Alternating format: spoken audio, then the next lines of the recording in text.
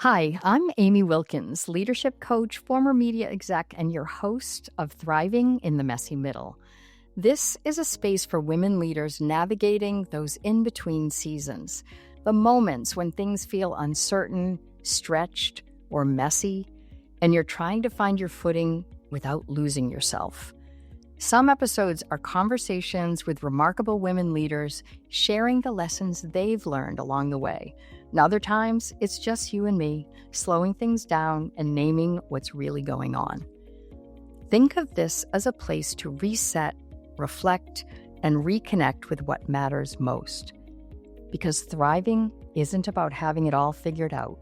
It's about learning how to grow, lead, and move forward, even when things feel messy. So one of the things I notice with so many of the women I coach is that they're givers. So I have a feeling that you, like them, are the one people count on. You're the one who shows up and figures it all out. You're the one others turn to when something needs to get done. Because you anticipate what's needed and you step in before anyone even has to ask. And more often than not, you carry a lot. And if I had to guess, asking for help is not your first move. Now, you might be thinking, I should be able to handle this myself, or this is such a mess, I don't even know where to begin. But it could be something else entirely. Maybe it's, I don't want to burden anyone because they've got so much going on. So you keep moving and giving and holding it all together. And from the outside, it may look like it works. But there's something underneath that pattern that's worth paying attention to. Because I see this all the time with the women I work with.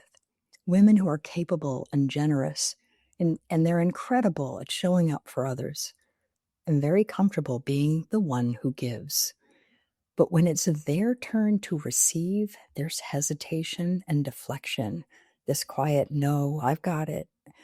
And it doesn't always look dramatic. Sometimes it's subtle. It's not delegating something you could or sharing what you're actually dealing with. It's not raising your hand, even when you know it would help. Instead, it's choosing again and again to carry it alone. Here's what I want you to get. The very thing that feels uncomfortable for you is the thing you love offering to others. Think about that. You know how good it feels to help someone by showing up when it matters. You love making a difference and being trusted with something important for another person. And you don't see that as a burden. You see it as purpose and connection. It's one of the ways you get to have an impact. Now, there is a reason it feels that way. When we help people, something shifts in us. We feel more connected and engaged, and it actually calms the body. It reinforces that we matter to someone else. Giving isn't just generous, it's regulating and meaningful.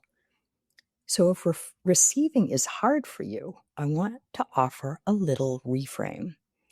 It might actually be a tiny bit selfish not to let someone feel as good as you do when you give. Not because you're doing anything wrong, but because when you don't let someone help, you are taking that experience away from them. You're deciding on behalf that they don't get to show up, that they don't get to contribute, that they don't get to feel what you feel when you're the one giving. And I know that's not your intention, but it's worth paying attention to because this isn't just personal, it's leadership.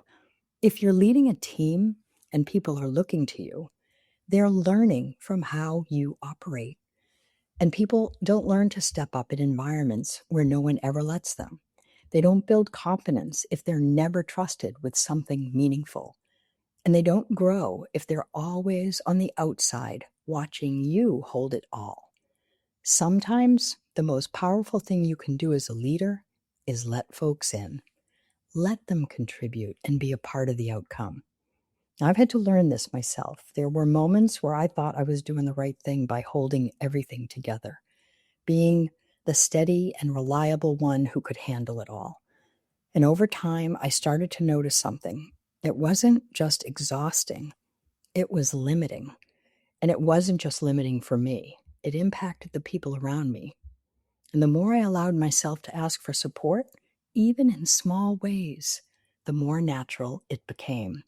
Not because I suddenly needed more help, but because I started to understand what I was allowing when I did. Deeper collaboration and improved trust, along with an opportunity for shared ownership. And bonus, a heck of a lot more ease. So if you're someone who gives a lot, maybe the next step isn't to give less. Maybe it's to let someone give to you, because giving was never meant to be a one-way experience. It's a loop, and you're meant to be part of all of it. Thank you so much for listening today. I hope something you heard gave you a little clarity, or maybe just a sense that you're not alone in this season. The messy middle isn't something we pass through once. It shows up again and again, and each time we meet it with a bit more awareness, a bit more choice, and a lot more self-trust. If this episode resonated, follow the show so you don't miss what's next.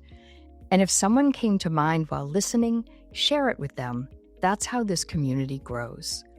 You'll find links and resources in the show notes and more ways that we can work together at chooseaw.com.